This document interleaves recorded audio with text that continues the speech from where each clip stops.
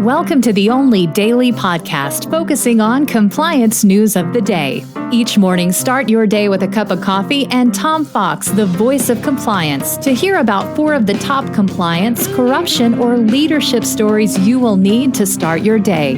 The Daily Compliance News is a production of the Compliance Podcast Network. First, a word from our sponsor.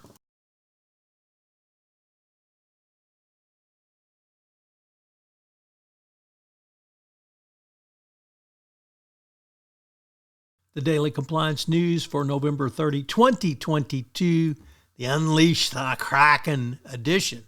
And we begin with that story from the Wall Street Journal, Risk and Compliance Journal, Mingy Sun reporting that the cryptocurrency exchange Kraken has agreed to pay more than $362,000 to settle allegations it violated sanctions against Iran. Kraken violated U.S. sanctions by failing to prevent users in Iran from accessing its platform, which allowed them to conduct transactions worth more than $1.68 million between 2015 and 2019, according to OFAC. The U.S. has placed broad sanctions on prohibiting the export of U.S. goods, technology, and services to Iran.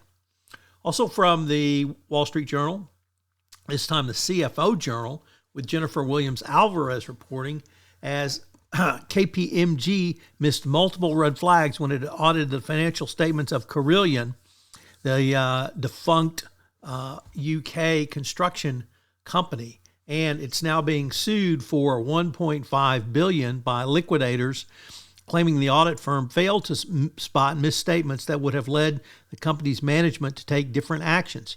Dividends worth roughly £210 million and paid out over the course of 3 years should not have been made had the auditor flagged the true state of Kraken's financials.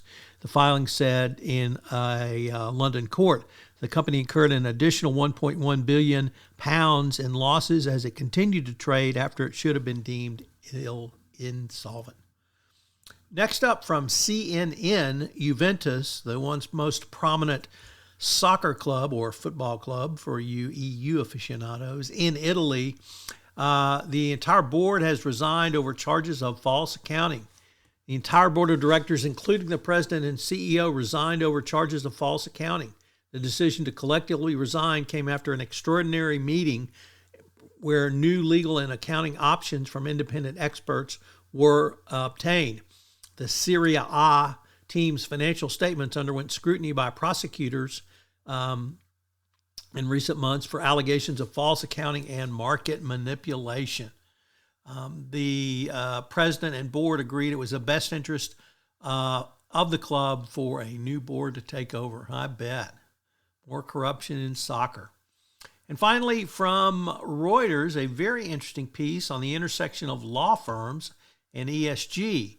While you might think that is a somewhat unusual intersection, it turns out law firms have both potential compliance challenges and opportunities in ESG. So check out the Reuters article. The Daily Compliance News is a production of the Compliance Podcast Network and a proud member of C-Suite Radio. Thanks so much for listening. I hope you'll join me again tomorrow.